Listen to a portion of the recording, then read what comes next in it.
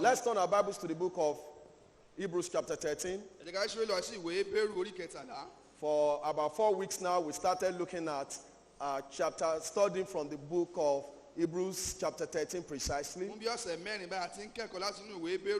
We've looked at verse 1, verse 2, and verse 4. And I jumped verse 3 due to Mother's Day last week and decided to treat verse 4. So today we are going to be studying from verse 3. And if you don't mind, why don't you rise up as we read verse 3 together? We've been looking at the broad topic, the perpetual lifestyle of Christians. That's how a Christian should live his or her life. We looked at the first one. His life should consist of brotherly love. We find the second one being friendly.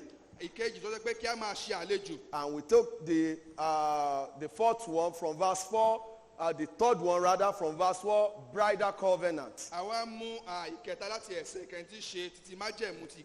Today we'll be looking at verse 3. So if you are there, why don't you let us read together, all together now. Remember them that are in bonds, as bound with them, and them which suffer adversity, as being yourself also in the body. Father, Lord, I pray that you bless our heart in your word. I pray that you will use your word to open our eyes to the truth of your word. That we will ponder on truth and ponder on what you really want us to ponder on and be able to have a change of heart about some certain things in our lives. Thank you for what you are going to do. I pray that you empower me to be able to say, thus says the Lord, Lord God. For in Jesus' mighty name we pray. Amen. Let's be seated. Today, we will be looking at burden bearing. It should be perpetual lifestyle of Christians to bear one another's burden. In Galatians chapter 6 verse 2, the Bible says, bear ye one another's burden and so fulfill the law of Christ. It should be the desire of every Christian to bear the burden of another Christian. That should be perpetual lifestyle of Christians. When we look at our world today, especially this country, if we are old enough to understand, we will understand that in some cases, we may not weep that people see us shed tears, but we weep in there. Do I have adults that can identify with that? When I was growing up, and there are less things that I care about. At the age of 10, at the age of 8, even up to 16 in some cases, all I care about was the things provided. Food should be ready. My parents should provide school fee and so on and so forth. But the more I grow older, the more I started to have feelings for several things. And what goes on around me. And I became burdened about them. In fact, at the age of 14, I became burdened about my salvation. I was worried if I were to die, will I go to heaven or go to hell? And that prompted me to the need for salvation. Of course, I've said this several times for some of us that have been a member of this church. But when you look at this country, there are a lot of things to be burdened about. Not only burdened about things that affect us personally, but burdened about things that affect our brothers and sisters in Christ. But one thing is this: every one of us like forgetting things. like forgetting things. Especially when they are unpleasant. Abi? We don't want people repeating unpleasant things around us. When things get tough, an unpleasant situation occurred, and someone is trying to repeat it or rehearse it, we try to say, don't say that. Me. I don't want to hear them. I'm trying to forget. Am I communicating? We all wish to forget unpleasant situations. But unfortunately, Nigeria is filled with news that are unpleasant on a daily basis. And these news affect mostly our Christian brothers and sisters. There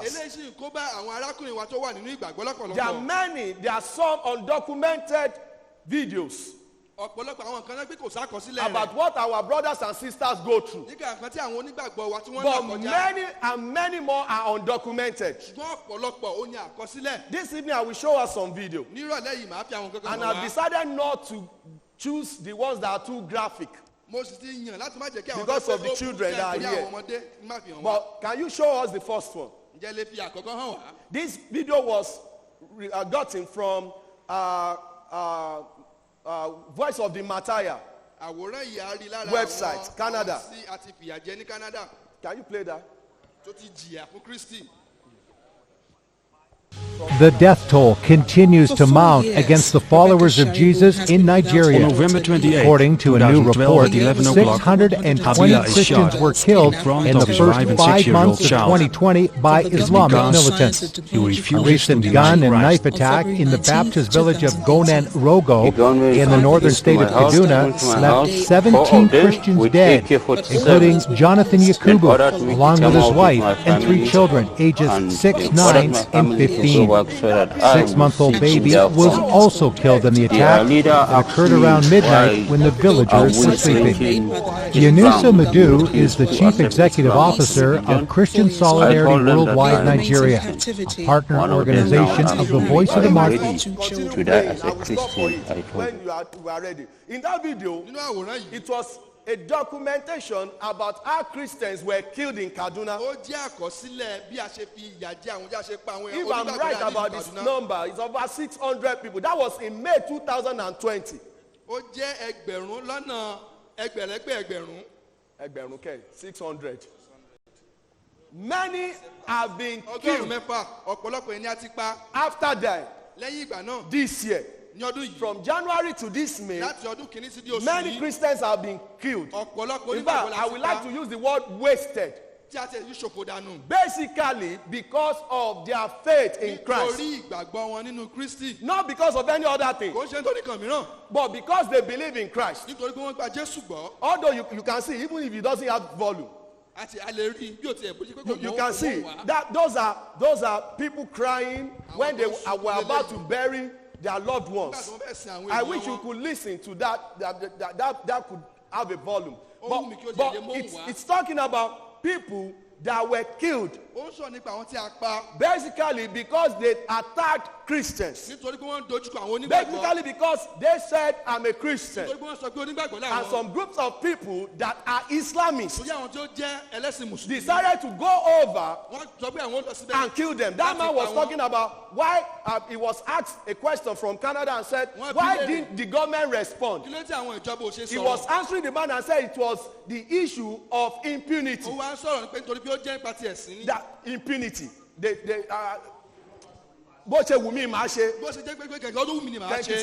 they decided to just overlook some things and allow things to move that way. Children were killed. Girls were raped. Father, in fact, in that video, there was a family of 6 that were killed. Not because of fight for farmland, but because they were Christians. So if I'm choosing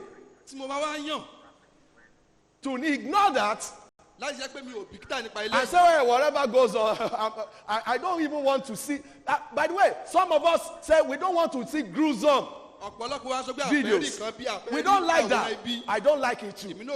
But let me tell you, this is what is happening up to date in this country. By the way, we have a minister called Pantami, Minister of Communication, that once said that once in some of the purported released videos, the videos or audios that were released, that was crying for Boko Haram members that were killed.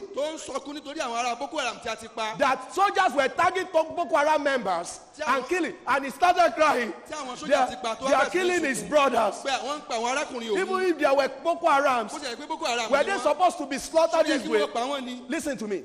This was someone that was killing other people. And the armed forces decided to go after them. Somebody was crying for them. And now we have Christians that have never raised arm against anybody. And you decide to sit down and say, thank God it's not happening to my family members. The Bible says that is against the word of God. It's our job to bear their burdens. We can't just overlook that. The Bible says, remember them that are in bonds, as born with them, and them which suffer adversity, as being yourself also in the body. No volume yet. Including the second one. Give me the second one if there's volume. Look at this too. Be fast. If there's no, I will move on. I found out, listen, when I was searching for videos to use, one of the videos said, Ekwa Church have been worst hit by these Islamists. Ekwa. They are most everywhere in the north. They were macheted, killed, taken as slaves. There were Baptists. There were Redeemed. There were so other churches that their pastors and church members were hacked to death. No volume also. Okay. This man was shot because he refused to deny Jesus. They asked in front of his wife and children. And they asked him to lie down and shot him twice in his head. For 4 years, Rebecca Sharibu has been without her On November 28, 2012 at 11 o'clock, Habila.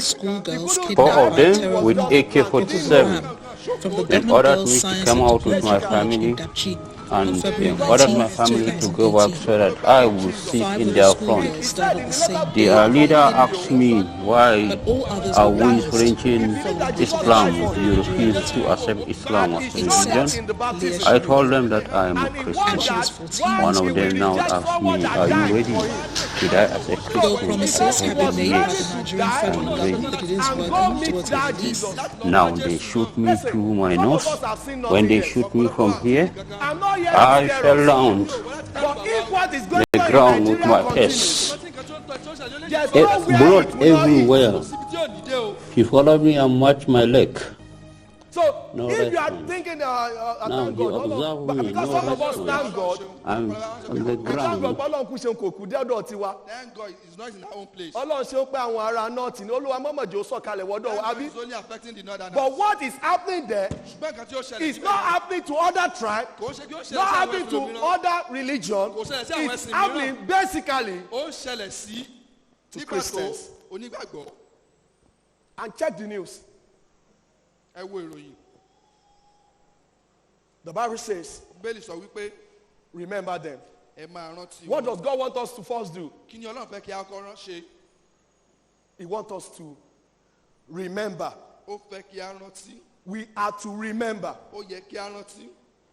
Remember what? We are to remember those in bonds.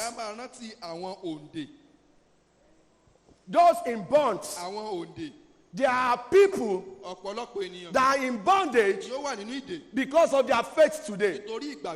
My family have taken that up for several months, if not years, to pray over people that are in bondage because of their faith.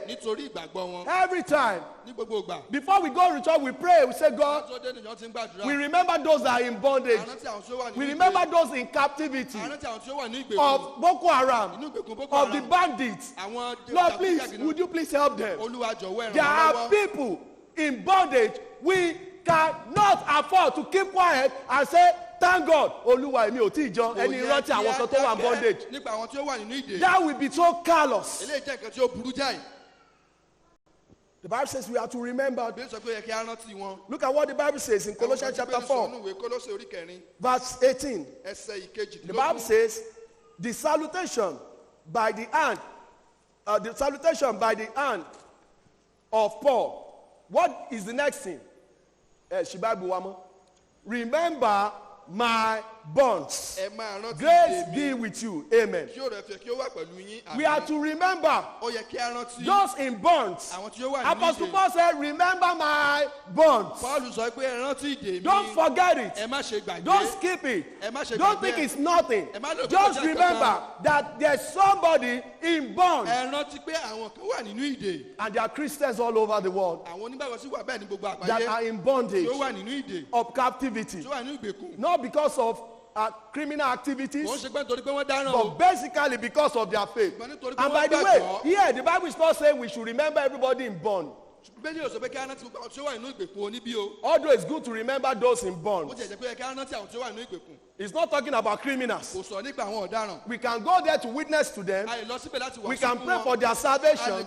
But mostly those that he's speaking about here are those in captivity because of their faith. We are to remember. We are to remember. That's the first thing we have to do. Woe those in bonds. Second, we are to remember not those in bond alone, but those that are burdensome. The word burdensome means difficult to carry or to fulfill. In other words, they are facing adversity. They are not killed. They were not killed like some, but they are having difficulties. They couldn't move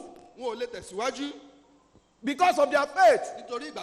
And that's why I find it difficult to believe that some Christians will think I can live my life and it's my life and my life alone. I don't care about other Christians. That will be a wrong attitude to have as a Christian.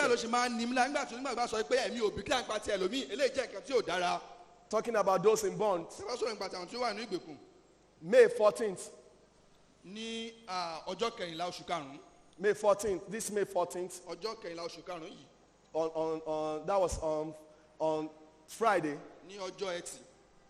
Marked the 4 years that Leah Sharibu had been in captivity. She was taken at the age of 16. No, 14. And she's 18 now. In fact, does the video have volume 2? In fact, we were told what is going on the internet, that our captor have converted her to Muslim. That she now has 2 kids. But the mother said no. I heard the same thing that you said. But I won't believe it until I see my child. I won't believe it until I see the child that they are talking, the child that she has. And neither, in some other news said, neither do I believe that she has converted. 5 of the schoolgirls died on the same day of their kidnapping. This was a young lady of 14-year-old Daniel that stood for her faith in sight of guns and sword. And here we are, all that you think about young boys, young girls is just how to commit immorality, how to do something, and you call yourself a Christian. Some others are dying for their faith. And we think about it and we say, what's the big deal? I'm moving on. Listen, a day is coming that will be judged for every step that we are taking against all these evils.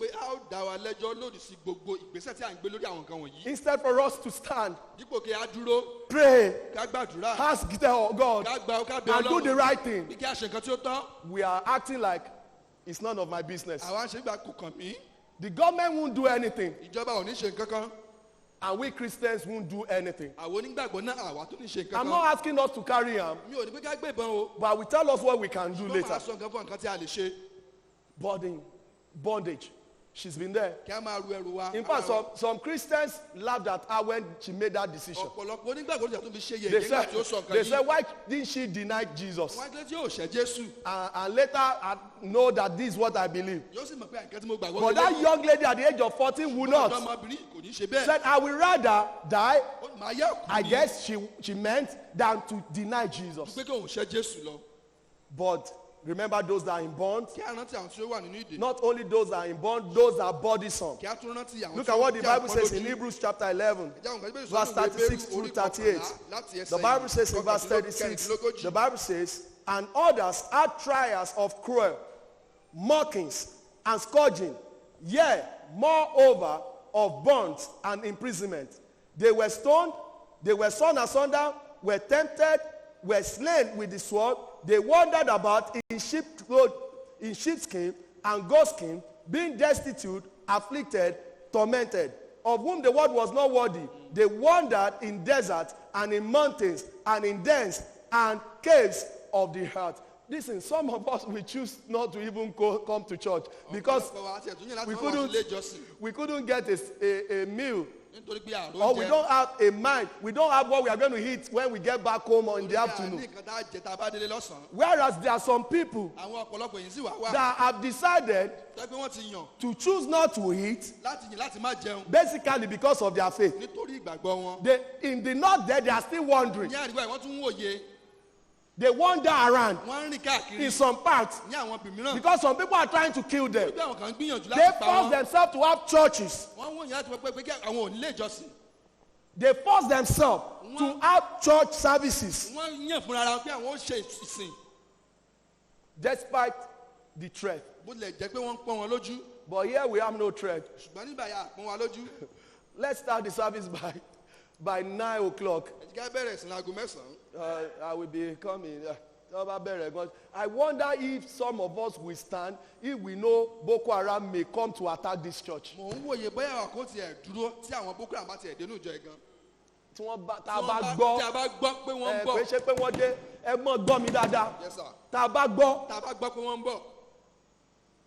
I wonder who, because you that you will not be there early, you that you don't even care about the Bible, that you have not read, you that you don't even pray, you that you don't even go soul winning, you will hear that something is going on in the town and you will show up.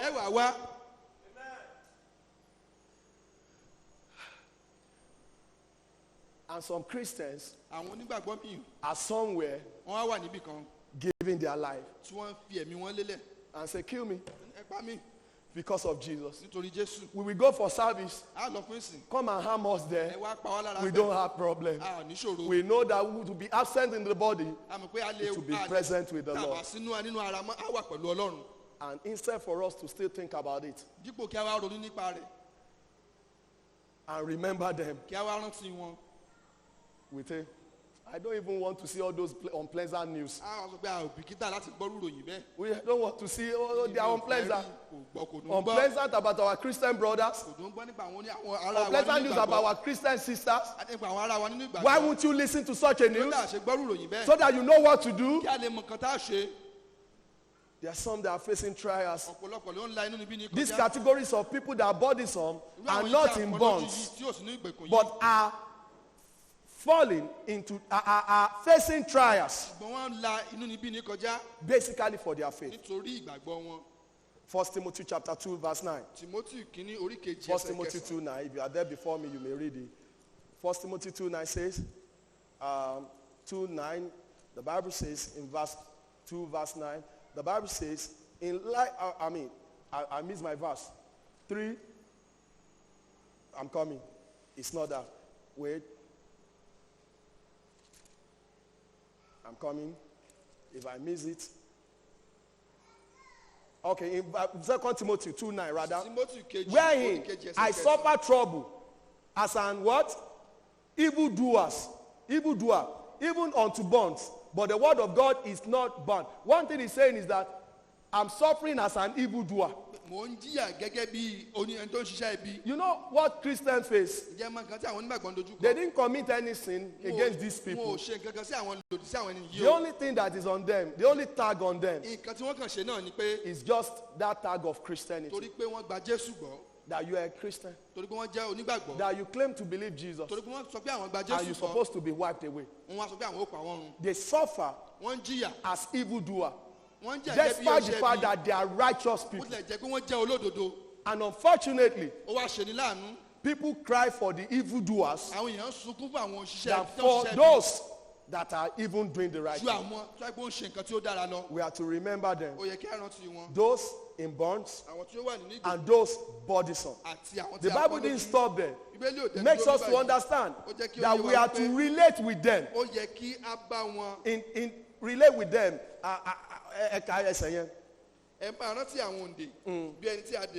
Ká dàbí ẹni tá a dè pẹ̀lú wọn. Mọ̀mọ́ Ṣọ́bọ́lájé. Ká dàbí ẹni tá a dè pẹ̀lú ẹ má jà sùn sẹ́n. Intanso is serious o.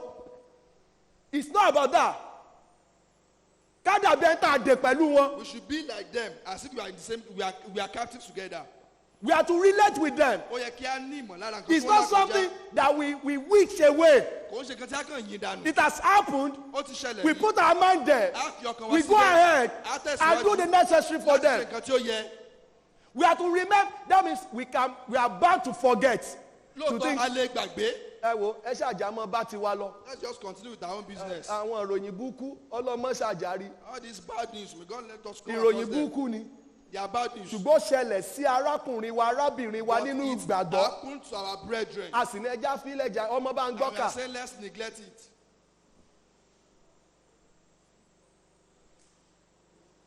Ìròyìn burúkú ni we know. It's a bad news. If it happens to a family member, we stay and say, mi n jẹ ẹjọ́. Ebi ò pa mí. I don't want to eat. Mi ò fẹ́ jẹun. It should be that way. When we hear news about Christians being killed by Boko Haram, by bandits, by all these ungodly people. Because the Bible says we have to relate with them. It means we feel the sympathy. Empathy. That this is painful. Hey. Tó bá jẹ́ mi ni mo wà ń bẹ̀ kọ́ báwo ni ó ṣe rí. How will it be? You know, every time I sit and pray for Leah Sharibu, you know what I think?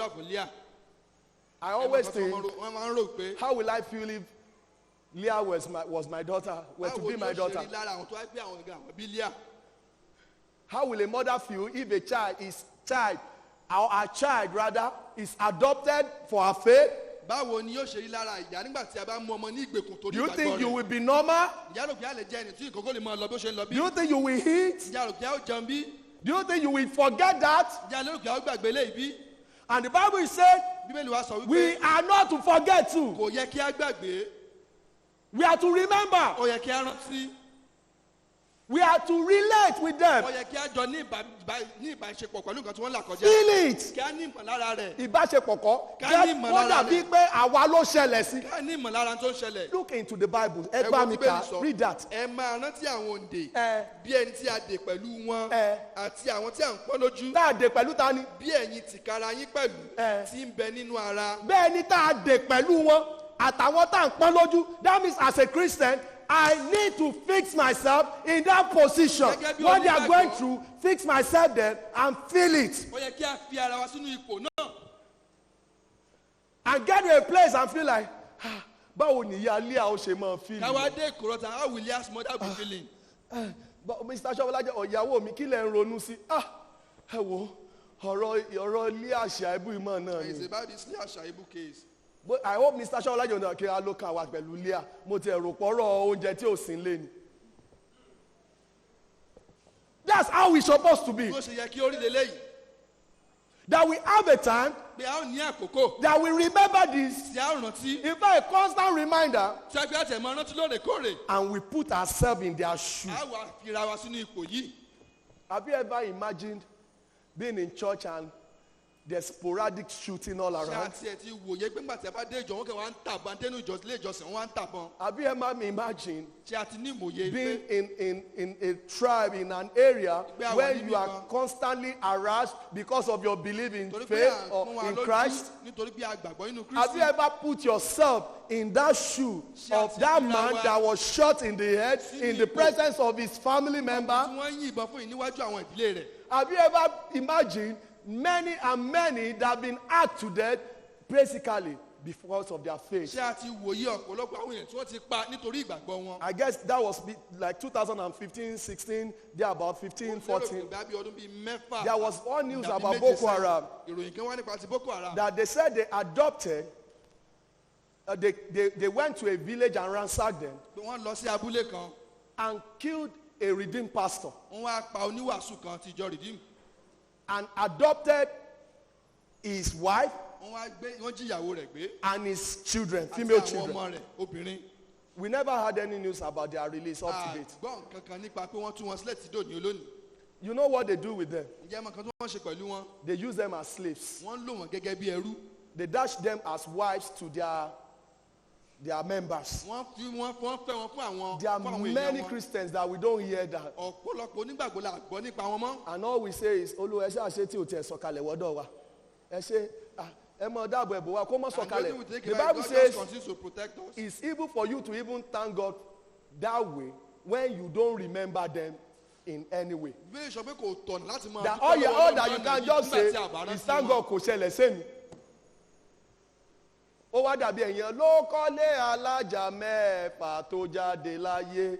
Mo dúpẹ́ pé mi ò tẹ̀ kọ́lé alájà mẹ́fà. Bẹ́ẹ̀ni Ọlọ́run ti èmi ṣá wà láyé òun kọ́lé ó jáde ọ̀bí. Bá a ṣe ń gbègbè ayé Kìrìsìtẹ́nì wa nu, we think, we do things basically like pastor said in the morning, am I okay? I'm fine. Am I fine? I'm fine. Abẹ́ ẹ̀túgbọ́ wọ́n ní Borno wọ́n pa àwọn Kìrìsìtẹ́nì tó pọ̀ o. Ọlọ́run ṣe tí ò dọ́dọ̀ wa. Thank God, it's not in our own place. Bàbá mi of blessed memory. Wọ́n ní pé tá a bá ti ń ṣeré pájù when we try to kill eré paná.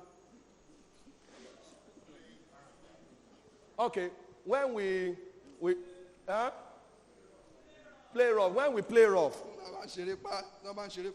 My father will come around and I will have to say this in Yoruba and say, kí ló dé tẹ̀yin ọmọ yìí ń ya ayọ̀ ìyá mi wọ́n rà wọ́n rà mí.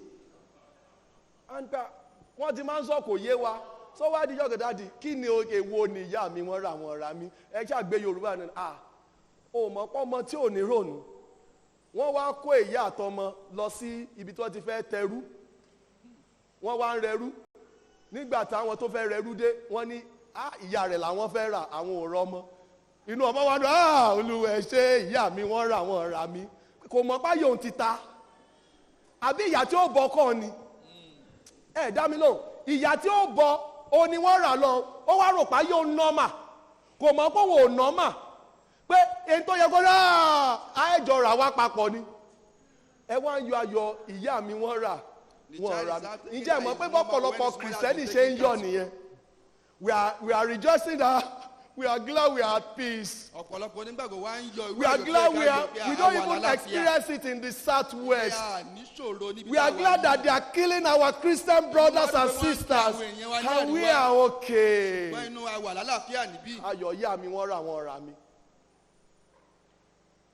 When you put yourself in their position, when you imagine their situation, when you imagine losing your freedom, when you imagine losing your privacy, when you imagine that you don't have any say, anything over your own body, not to talk about over your life, then you will try to understand partly of what these people go through where they are.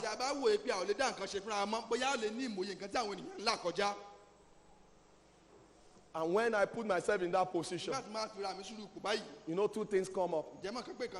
When I relate with them, two things will happen. The first one is it will make me pray for them. It helps us to pray for them. Colossians chapter 4 verse 3. The Apostle Paul says, without praying also for us, that God will open unto us a door of utterance to speak the mystery of Christ, for which I am also in bonds. Pray for us. I'm in bonds, but I want to do more. You know, our prayers go a long way. When you choose to pray, we cannot carry arms. We can't kill. We are not taught by the Bible to do so. But we are taught to pray for other believers. Put yourself in their situation and pray. Lord, please. One day, let Eliashaibu be released. Lord, please. Render Boko Haram useless. Lord, please. Make sure that the power and evil power of the people ruling this country that have decided that they are going to kill as many as possible, please render their power useless.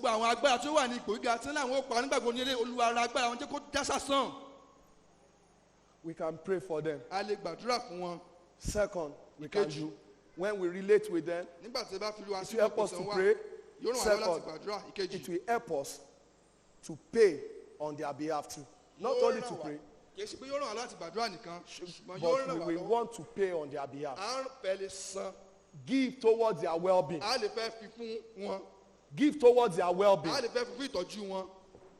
In fact, that's what that Voice of Martyr Canada does. They try to help many afflicted Christians. Medical bills, make sure that those news go out. Make sure that people get to know and try to support. There are a lot of outside that are trying to help Christians in Nigeria. But many of us seem like, I don't care. Maybe there's a need, there may be a need at a time for us to pay on their behalf.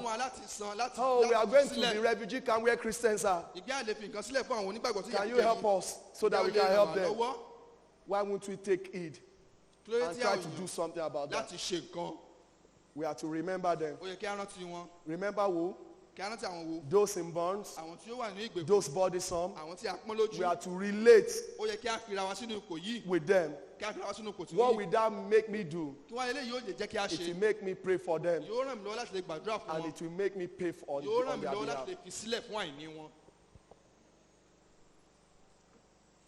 What's going on in this country?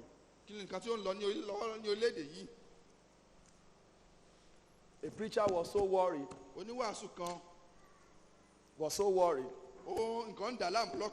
And asked his church members to have plan B.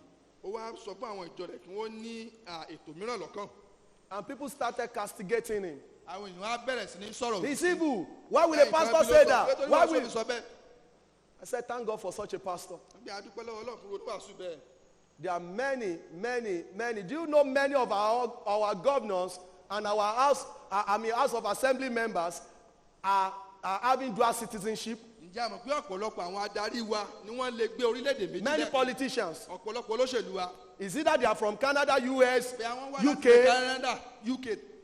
That when we rule Nigeria, we will fly away. And the preacher comes on board and says, hey, I don't want to hide this from you. My wife has gone to prepare plan B for me. Why won't you go? Find a way. Oh. I'm joking, but find a way. We may not be able to find a way. We may not know what to do.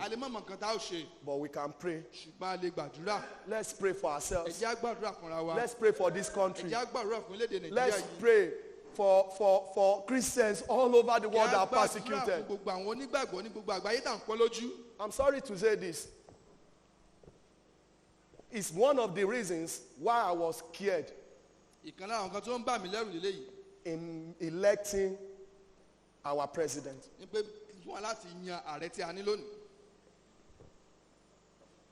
That there may be issue of fighting against Christianity. And nobody talks. Hey, Muslims are also killed. Muslims are also killed. How many Muslims are killed compared to Christians that have been erased?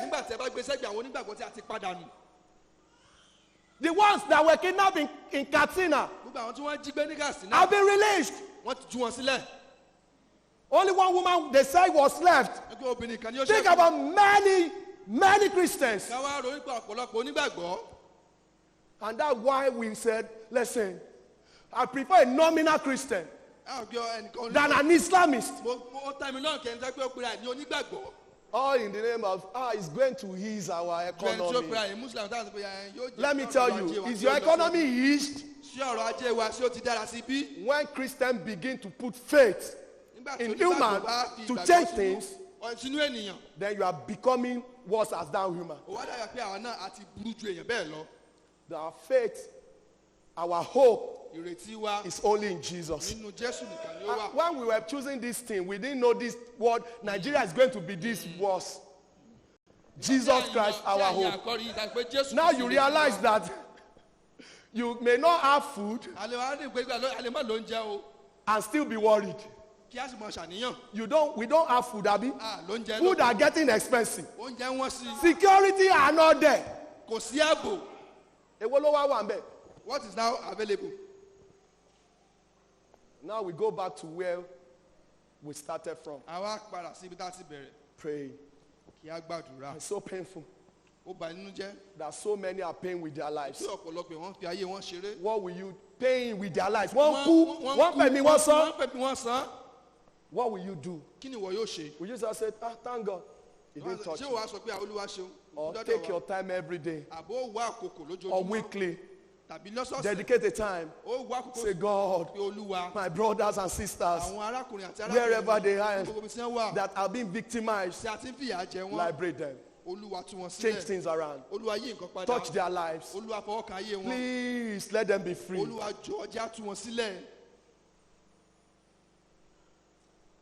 I pray that God will hear and answer our prayer. Thank you.